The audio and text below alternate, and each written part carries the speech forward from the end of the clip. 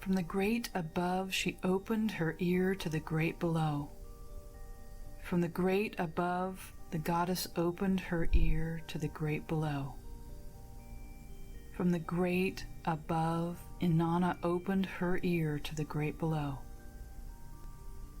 My lady abandoned heaven and earth to descend to the underworld. Inanna abandoned heaven and earth to descend to the underworld. She abandoned her office of holy priestess to descend to the underworld. She gathered together the 7 May. She took them into her hands. With the May in her possession, she prepared herself. She placed the Shagura, the crown of the steppe, on her head. She arranged the dark locks of her hair across her forehead. She tied the small lapis beads around her neck, let the double strand of beads fall to her breast, and wrapped the royal robe around her body. She daubed her eyes with ointment called "Let Him Come, Let Him Come," bound the breastplate called "Come Man Come" around her chest, slipped the gold ring over her wrist, and took the lapis measuring rod and line in her hand. Inanna set out for the underworld. Ninshubur, her faithful servant, went with her. Inanna spoke to her, saying, "Ninshubur, my constant support, my Sukhal who gives me wise advice, my warrior who fights by my side, I am descending to the Kur, to the underworld. If I do not return, set up a lament for me by the ruins. Beat the drum for me in the assembly places. Circle the houses of the gods. Tear at your eyes, at your mouth, at your thighs. Dress yourself in a single garment like a beggar. Go to Nippur, to the temple of Enlil. When you enter his holy shrine, call out, 'O Father Enlil, do not let your daughter be put to death in the underworld. Do not let your bright silver be covered with the dust of the underworld. Do not let your precious lapis be broken into stone for the stoneworker. Do not let your fragrant boxwood be cut into wood for the woodworker. Do not let the holy priestess of heaven be put to death in the underworld. If Enlil will not help you, go to Ur, to the temple of Nanna. Weep before Father Nanna. If Nanna will not help you, go to Eridu, to the temple of Enki. Weep before Father Enki. Father Enki, the god of wisdom, knows the food of life. He knows the water of life. He knows the secrets. Surely he will not let me die." Inanna continued on her way to the underworld. Then she stopped and said, "Go now, Ninshubur. Do not forget the words I have commanded you." When Inanna arrived at the outer gates of the underworld, she knocked loudly. She cried out in a fierce voice, "Open the door, gatekeeper! Open the door, Nettie! I alone would enter." Nettie, the chief gatekeeper of the Kur, asked, "Who are you?" She answered, "I am Inanna, Queen of Heaven, on my way to the east." "If you are truly Inanna, Queen of Heaven, on your way to the east, why has your heart led you on the road from which no traveler returns?" Inanna answered, "Because of my older sister, Erishkigal. Her husband, Gugalana, the Bull of Heaven, has died. I've come to witness the funeral rites. Let the beer of his funeral rites be poured into the cup. Let it be done." Nettie spoke, "Stay here, Inanna.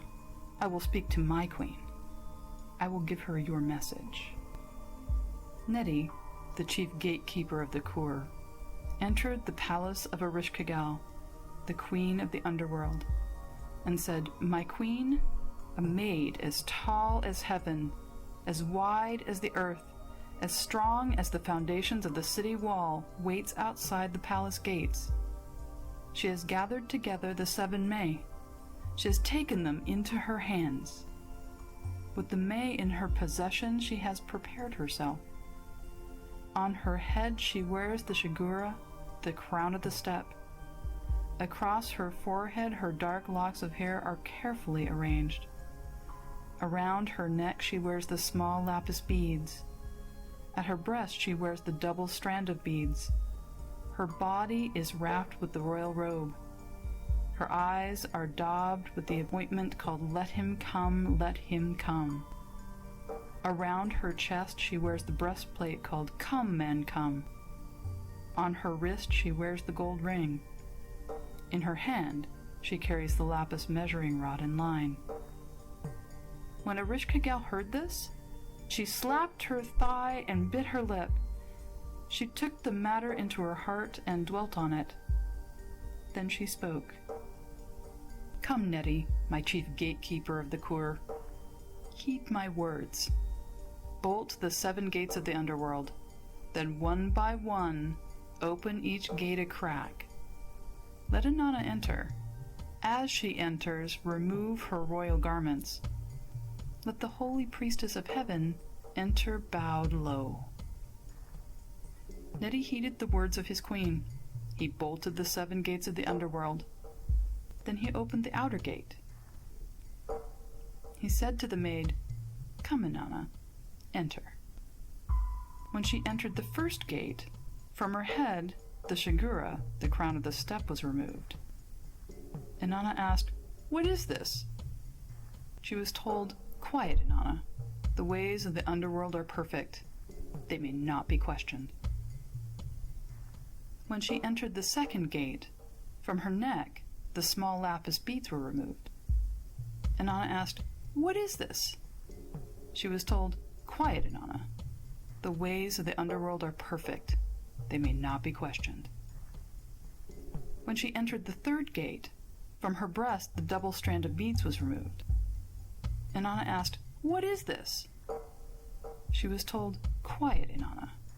The ways of the underworld are perfect. They may not be questioned. When she entered the fourth gate, from her chest the breastplate called Come, Man, Come was removed. Inanna asked, What is this? She was told, Quiet, Inanna. The ways of the underworld are perfect. They may not be questioned. When she entered the fifth gate, from her wrist the gold ring was removed. Inanna asked, What is this? She was told, Quiet, Inanna. The ways of the underworld are perfect. They may not be questioned. When she entered the sixth gate, from her hand the lapis measuring rod and line was removed. Inanna asked, What is this? She was told, Quiet, Inanna. The ways of the underworld are perfect. They may not be questioned. When she entered the seventh gate, from her body the royal robe was removed. Inanna asked, What is this? She was told, Quiet, Inanna. The ways of the underworld are perfect. They may not be questioned. Naked and bowed low, Inanna entered the throne room. Ereshkigal rose from her throne. Inanna started toward the throne. The Inanna, the judges of the underworld, surrounded her. They passed judgment against her. Then Ereshkigal fastened on Inanna the eye of death. She spoke against her the word of wrath.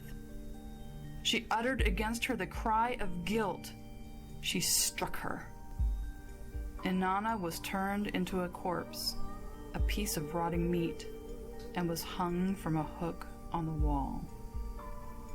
When, after 3 days and 3 nights, Inanna had not returned, Ninshubur set up a lament for her by the ruins. She beat the drum for her in the assembly places. She circled the houses of the gods. She tore at her eyes. She tore at her mouth. She tore at her thighs. She dressed herself in a single garment like a beggar. Alone, she set out for Nippur and the temple of Enlil. As she entered the holy shrine, she cried out, "O Father Enlil, do not let your daughter be put to death in the underworld. Do not let your bright silver be covered with the dust of the underworld. Do not let your precious lapis be broken into stone for the stoneworker. Do not let your fragrant boxwood be cut into wood for the woodworker. Do not let the holy priestess of heaven be put to death in the underworld." Father Enlil answered angrily, "My daughter craved the great above. Inanna craved the great below. She who receives the May of the underworld does not return. She who goes into the dark city stays there." Father Enlil would not help. Ninshubur went to and the temple of Inanna. When she entered the holy shrine, she cried out, "O Father Inanna, do not let your daughter be put to death in the underworld. Do not let your bright silver be covered with the dust of the underworld. Do not let your precious lapis be broken into stone for the stoneworker. Do not let your fragrant boxwood be cut into wood for the woodworker. Do not let the holy priestess of heaven be put to death in the underworld." Father Inanna answered angrily, "My daughter craved the great above. Inanna craved the great below. She who receives the May of the underworld does not return. She who goes into the dark city stays there." Father Inanna would not help. Ninshubur went to Eridu in the temple of Enki. When she entered the holy shrine, she cried out, "O Father Enki, do not let your daughter be put to death in the underworld. Do not let your bright silver be covered with the dust of the underworld. Do not let your precious lapis be broken into stone for the stoneworker. Do not let your fragrant boxwood be cut into wood for the woodworker. Do not let the holy priestess of heaven be put to death in the underworld." Father Enki said, "What has happened? What has my daughter done? Inanna, Queen of all the lands, holy priestess of heaven, what has happened? I am troubled. I am grieved." From under his fingernail, Father Enki brought forth dirt. He fashioned the dirt into a Kugara, a creature neither male nor female.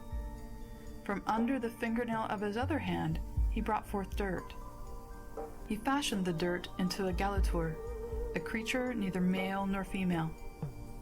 He gave the food of life to the Kugara. He gave the water of life to the Galatur. Enki spoke to the Kugara and Galatur, saying, "Go to the underworld. Enter the door like flies." Ereshkigal, the queen of the underworld, is moaning with the cries of a woman about to give birth. No linen is spread over her body. Her breasts are uncovered. Her hair swirls about her head like leeks.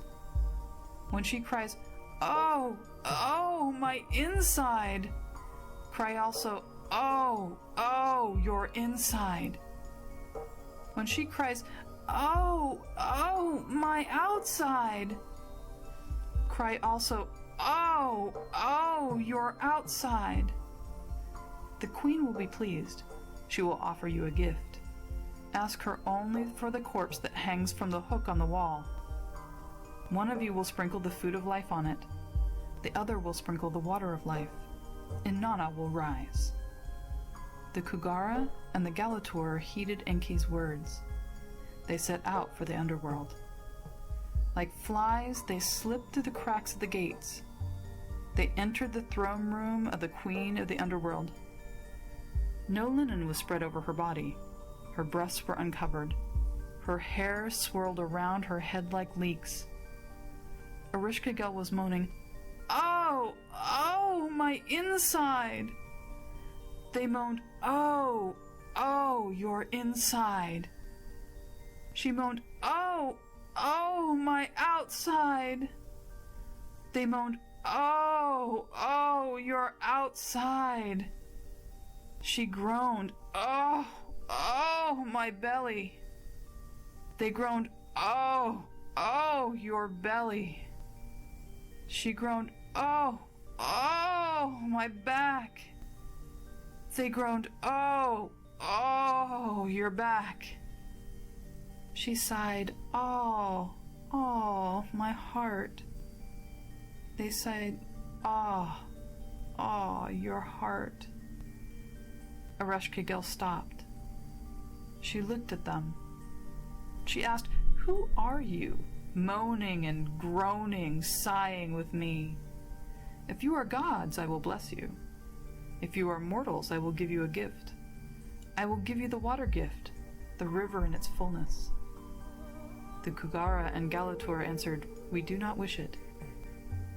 Ereshkigal said, "I will give you the grain gift, the fields and harvest."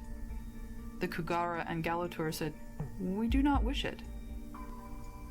Ereshkigal said, "Speak then. What do you wish?" They answered, "We wish only the corpse that hangs from the hook on the wall." Ereshkigal said, "The corpse belongs to Inanna." They said, "Whether it belongs to our queen, whether it belongs to our king, that is what we wish." The corpse was given to them. The Kugara sprinkled the food of life on the corpse. The Galatur sprinkled the water of life on the corpse. Inanna arose. Inanna was about to ascend from the underworld when the Inanna, the judges of the underworld, seized her. They said, "No one ascends from the underworld unmarked. If Inanna wishes to return from the underworld, she must provide someone in her place." As Inanna ascended from the underworld, the Gala, the demons of the underworld, clung to her side. The Gala were demons who know no food, who know no drink, who eat no offerings, who drink no libations, who accept no gifts. They enjoy no lovemaking. They have no sweet children to kiss. They tear the wife from the husband's arms. They tear the child from the father's knees. They steal the bride from her marriage home. The demons clung to Inanna. The small Gala who accompanied Inanna were like reeds the size of low picket fences. The large Gala who accompanied Inanna were like reeds the size of high picket fences. The one who walked in front of Inanna was not a minister, yet he carried a scepter. The one who walked behind her was not a warrior, yet he carried a mace. Ninshubur, dressed in a soiled sackcloth, waited outside the palace gates. When she saw Inanna surrounded by the Gala, she threw herself in the dust at Inanna's feet. The Gala said, "Walk on, Inanna. We'll take Ninshubur in your place." Inanna cried, "No! Ninshubur is my constant support. She is my Sukhal who gives me wise advice. She is my warrior who fights by my side. She did not forget my words. She set up a lament for me by the ruins. She beat the drum for me at the assembly places. She circled the houses of the gods. She tore at her eyes, at her mouth, at her thighs. She dressed herself in a single garment like a beggar. Alone she set out for Nippur and the temple of Enlil. She went to Ur and the temple of Nanna. She went to Eridu and the temple of Enki. Because of her, my life was saved. I will never give Ninshubur to you." The Gala said, "Walk on, Inanna. We will accompany you to Umma." In Umma, at the holy shrine, Shara, the son of Inanna, was dressed in a soiled sackcloth. When he saw Inanna surrounded by the Gala, he threw himself in the dust at her feet. The Gala said, "Walk on to your city, Inanna. We will take Shara in your place." Inanna cried, "No, not Shara. He is my son who sings hymns to me. He is my son who cuts my nails and smooths my hair. I will never give Shara to you." The Gala said, "Walk on, Inanna. We will accompany you to Batabira." In Batabira, at the holy shrine, Lulal, the son of Inanna, was dressed in a soiled sackcloth. When he saw Inanna surrounded by the Gala, he threw himself in the dust at her feet. The Gala said, "Walk on to your city, Inanna. We'll take Lulal in your place." Inanna cried, "Not Lulal. He is my son.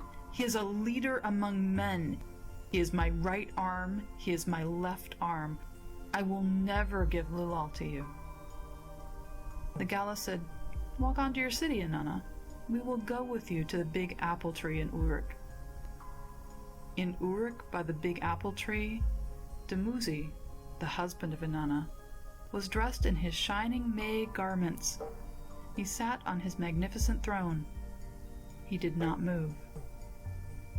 The Gala seized him by his thighs. They poured milk out of his 7 churns. They broke the reed pipe which the shepherd was playing. Inanna fastened on Dumuzi the eye of death. She spoke against him the word of wrath. She uttered against him the cry of guilt. "Take him, take Dumuzi away." The Gala, who know no food, who know no drink, who eat no offerings, who drink no libations, who accept no gifts, seized Dumuzi.